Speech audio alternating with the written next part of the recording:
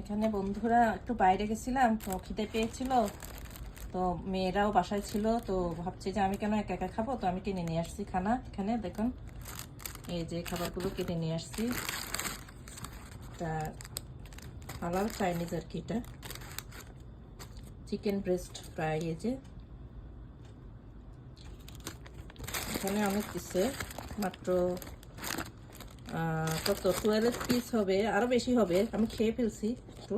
আর এই যে এখানেও ভাত খেয়ে ফেলছি, আর একটু ভাত ভাত দিছে, এক পট দিছে ভাত ভাত আমি খেয়ে ফেলছি অর্ধেক।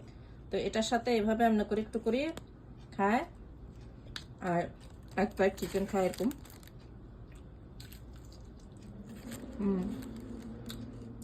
খুব মজা। ও তো মাঝে মাঝে বাইরে গেলে এরকম খানা কিনে নিয়ে আসে আর কি।